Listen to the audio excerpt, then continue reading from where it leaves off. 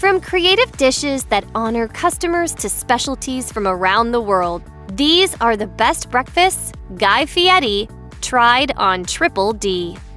Al's Breakfast in Minneapolis exemplifies the philosophy of diners, drive-ins, and dives.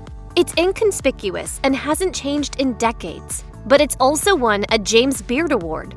Al's is old school, making everything short order style, like they have been for 60 years. Fieri visited the diner to try out the Jose, a breakfast named after one of Al's loyal customers. This messy breakfast plate with a base of hash browns. On top are 2 poached eggs, salsa, and cheddar cheese. It's crispy, greasy, and exactly what your stomach is calling for after a late night out. The best way to eat a Jose seems to be by piling chunks of it on a piece of toast and not worrying about how big of a mess you make in the process. After all, breakfast is the most important meal of the day, no matter how messy you get. Full Belly Deli in Reno, Nevada combined 2 fan-favorite brunch orders into one with its biscuits and gravy burrito. It starts with homemade sausage gravy made with breakfast sausage and chorizo. The gravy is the showstopper, thanks to its intense flavor. Full Belly Deli also makes homemade flaky biscuits to chop up and throw inside the burrito, along with hash browns, cheddar, and a fried egg, before wrapping everything up in a tortilla to make one monstrous burrito. Oh, so it's for the whole family, I see. This is definitely the dish to order if you've worked up a massive appetite or plan on splitting it with someone else at your table. But the blend of flavors inside make it worth having a full belly afterwards. A waffle-centric restaurant sounds fun, but the story behind Waffles and Whatnot in Anchorage, Alaska is even more inspiring. The owner began making waffles to help 2 family members get through cancer treatment. He found that he could hide a lot of healthy ingredients in waffles to help their healing. The standout sandwich that Fieri tried at Waffles and Whatnot was the Confused Cousin chicken sandwich. Crispy fried chicken, garlic mac and cheese, bacon, more fried cheese, and barbecue sauce were all nestled between 2 waffles. Fieri figured that the sandwich weighed a whopping 2 pounds on the plate, which is as impressive as it is intimidating. It looks like the ultimate chicken and waffles breakfast sandwich with an inspiring story to accompany it.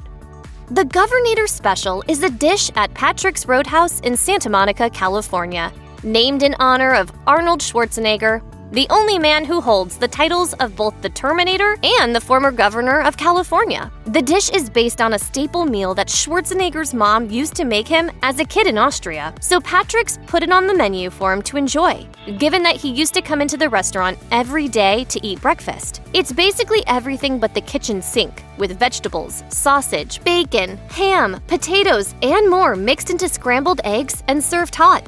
The Governator Special is far from the most visibly appealing dish, but it sure is a hearty breakfast plate with quite a memorable backstory too. Kolaches are a Czech pastry that are stuffed or topped with different fillings. They might just be the center of the universe at Ruska's Kolaches in Salt Lake City, Utah. Ruska's entire menu is dedicated to this dish, with an impressive list of both savory and sweet varieties to entice even the biggest skeptic. During Fieri's visit, he chowed down on the restaurant's famous sausage and gravy kolache. It's one of the heartiest options on the menu, filled with homemade peppery sausage gravy that might be the ultimate way to eat breakfast on the go. The sausage and gravy kolache deserves its shout out because there's nothing else like it. Unless you decide to visit Salt Lake City, odds are you won't be able to try out a sausage and gravy kolache elsewhere. French toast is a dish you expect to find on every breakfast menu. But Pingala Cafe in Burlington, Vermont, put its own spin on the classic with French toast puffs. These are bite-sized balls of baked French toast, served alongside ginger butter and a maple berry compote. The kicker? It's totally vegan. Even that to die for butter. Making the puffs is similar to making bread pudding. The bread is soaked with a mixture of bananas, oat milk, toasted coconut, cinnamon, brown sugar, and a few other ingredients. Those are all mixed together and the resulting batter is scooped out and baked in the oven. Fieri seemed a little skeptical of the dish before he tried it, but was pleasantly surprised with the explosion of flavors contained in just one bite. This isn't any French toast, this is a Christmas cookie. A cachapa is the Venezuelan version of a pancake made out of corn. It resembles a crepe, though it is usually packed with more fillings than what you may find in a French-style crepe. Pica Pica in San Francisco serves up the heartiest Venezuelan dishes, from cachapas to arepas, that make for a filling and flavorful breakfast. When Fieri made his way to Pica Pica, the chef made a vegetarian version of a cachapa filled with tofu that is marinated overnight. Once the sweet corn crepe base was fried, the chef tossed in a mix of ingredients that included black beans, garlic aioli, tofu, plantains, and avocado. There are so many different flavors going on inside the cachapa that it's easy to forget that it's all plant-based. Pica Pica has plenty of options for carnivores, but the version featured on Triple D stands on its own. Egg Benedict has gone from a staple brunch dish to a category of breakfast plates all its own. Instead of the typical ham and poached egg on an English muffin covered in hollandaise sauce, many breakfast-centric restaurants have gotten creative. Some spots might riff on the ingredients, perhaps inspired by a variety of different cuisines. Citrus in Virginia Beach created an Eggs Benedict that is as much as a visual feast than it is a literal one, thanks to the addition of fried, soft-shelled crab beneath the sauce-covered eggs. Chefs at Citrus deep-fry full, soft-shelled crabs until golden brown, and then top them with poached eggs and homemade hollandaise. They throw in grilled tomatoes and sautéed spinach for good measure. But we and Fieri both know that the tender, fresh crab is the true star. That soft shell looks just dynamite. The Drunken French toast at Nighthawk Breakfast Bar in Venice, California is as wild as it sounds. It's perfect to eat for your recovery after a raucous night out. The chefs take brioche and coat it in Rice Krispies cereal. The French toast also features pear brandy, pear compote, and cardamom mascarpone mousse for a dish that tastes more like a dessert than it does breakfast. In the best way possible, the French toast is crispy and sweet with bright fruit and warm spices to cut through the sugar and cream. Plus, the mascarpone mousse is the grown-up, fancy version of whipped cream. Food Network was able to get Nighthawk to share a recipe to make this at home, but we think it's definitely worth a trip to the restaurant to taste it. Yo Halla may sound like a greeting, but at Metro Diner in Jacksonville, Florida, it means a plate of delicious breakfast goodness. The Yo Halla is challah bread French toast with tons of toppings.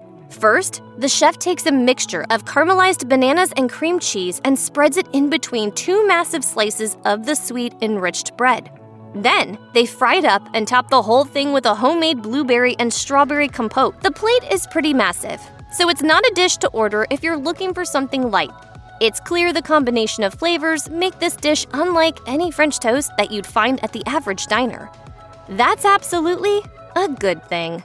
That's more French toast than I've eaten in the last 10 years. Some of the breakfast dishes that Fieri gets to chow down on while filming diners, drive-ins, and dives are also basically a dream-worthy dessert. A prime example is the pumpkin bread French toast from In a Pickle in Waltham, Massachusetts. In a Pickle's entire menu seems inspired by breakfast foods that an imaginative kid might invent. Just take one look at the cookies and cream pancake stack and you'll understand what we're talking about. But it's that pumpkin bread French toast that stole the show. The homemade pumpkin bread is first fried, French toast style, before it's topped with sweet cream cheese frosting and drizzled with dulce de leche sauce. That's more sugar than I've had on Triple D probably ever. He was especially happy with the savory elements that help cut through that intense sweetness of this decadent dish. Monte Cristo sandwiches aren't that unique of a menu item for a breakfast spot unless you're spending the morning at Storm Castle Cafe in Bozeman, Montana. Much of the food at Storm Castle Cafe is genuinely farm-to-table, as it literally comes directly from the owner's family farm, including the insanely delicious ham used in the sandwich. The Monte Cristo features fluffy, savory French toast that is loaded with Swiss cheese and shaved ham, and they don't skimp with the portions. The chef then dunks the sandwich in pancake batter and deep fries it before serving the result with seasonal syrup. Fieri called the sandwich a destination dish. Especially true given that Montana is quite the trip for many people. That sort of praise alone surely earns this dish a spot as one of the best Triple D breakfasts of all time. Apple pfannekuchen was not easy for Fieri to pronounce. Pfannefloppen, Farfenlugen, Pfannekuchen. But it sure was easy for him to eat the apple pie disguised as breakfast at Magnolia Pancake House in San Antonio. The chef takes sliced apples loaded with cinnamon, brown sugar, and other spices and cooks them in a pan.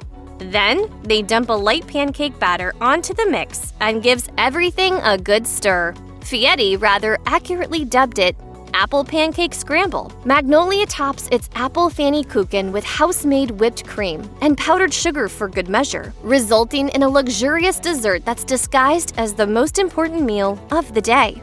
The pfannekuchen is a textural wonder, coming in gooey and custardy with crispy pieces of caramelized apple and fluffy batter. Guy Fieri got to chow down on the famous tasso ham and cheese grit tots at the Fancy Biscuit in Richmond, Virginia. To start off the festivities, the restaurant's chefs first make a flavorful diced tasso ham base. They don't skip any steps either, even starting with a house-made chicken stock base. Then they throw in grits and extra sharp cheddar cheese before spreading the grits on a baking sheet to allow them to cool. The semi-solid grits are then chopped into cubes, tossed in flour, and deep-fried to golden perfection. These savory bites are shockingly light for a fried food and are likewise full of flavor. The Fancy Biscuit serves them up with sriracha aioli, if you like a little more heat. Fieri praised the dish's texture and lack of greasiness, making them sound like the ultimate breakfast side of all time. The least appealing aspect of a garbage plate from Frank's Diner in Kenosha, Wisconsin is its name. Otherwise, it's a wonderfully hearty breakfast that your body craves. It starts with hash browns, green peppers, but the rest is up to you. Garbage plates can be customized by adding different meats, cheeses, and vegetables to really amp up all of the flavors going on. Next, they add a bunch of eggs, 3 or even 5. Frank adds a few thick slices of house-made bread that are perfectly made for sopping up all those ingredients going on in the garbage plate. Even though it includes every ingredient you could think of, the chefs at Frank's don't skimp on technique. They make sure that each element of the garbage plate is cooked to savory perfection.